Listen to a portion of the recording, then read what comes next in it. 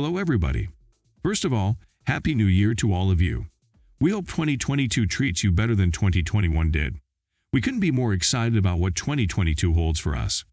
However, based on its initial surprise, which is the final episode of Yellowstone Season 10, we can already say that this year will not be like the others. Yellowstone is one of the best shows out there, if not the best show of all time. It's following the Duttons, who are the owners of the biggest ranch in Montana, Yellowstone. The Duttons have been holding on to the ranch for centuries and are very proud to do so. That being said, the modern way of life is not making any favors for anyone who is dedicated to pursuing a traditional ranching lifestyle and business.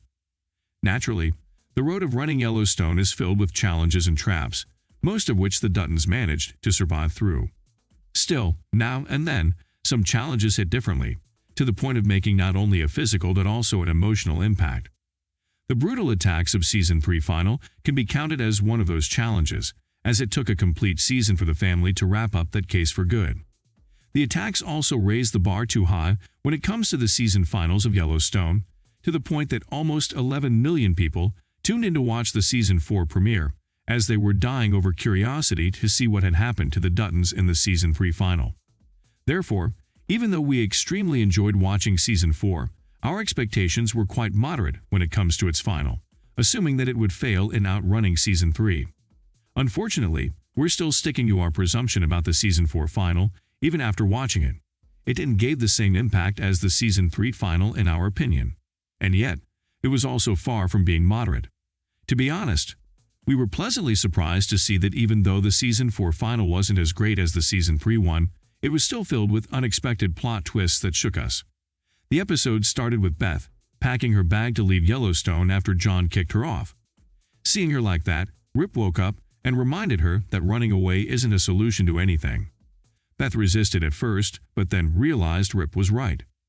So, she went back to John, apologized to him, and said she would like to stay.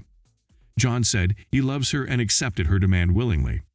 So, in the very first scene, we resolved the biggest conflict of Episode 9. Then, Beth decided to do things right this time and determine their attacker, which is in prison, as her first target. She went to the prison, pretending that there will be a conjugal visit. Her initial intention was to kill the guy. However, upon meeting him, she learned that he wasn't the main perpetrator of the attack. She also learned that Jamie also visited him in prison. This determined her next stop, and yet, before dealing with Jamie, she saw a priest on the street and kidnapped him so that he can marry her and Rip.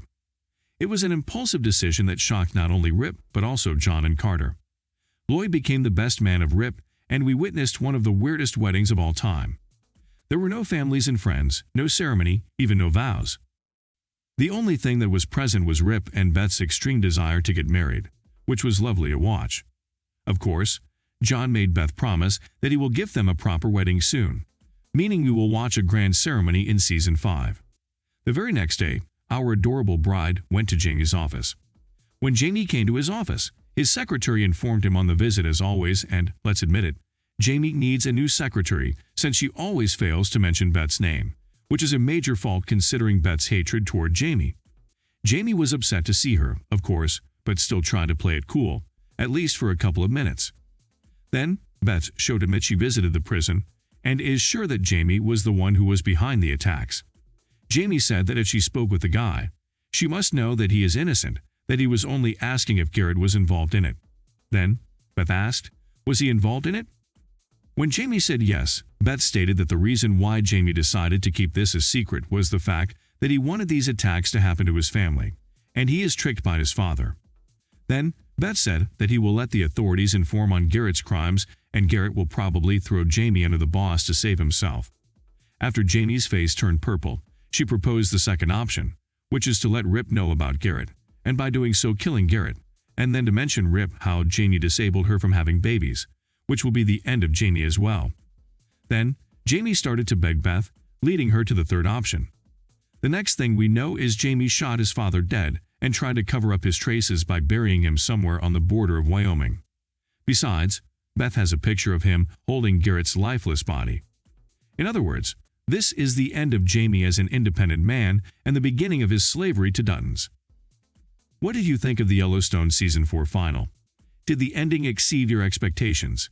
Do you think it was out of character for Jamie to do such a violent thing and commit patricide? Let us know what you think in the comments below, and don't forget to like, subscribe, and share the video. Thank you for watching. See you soon.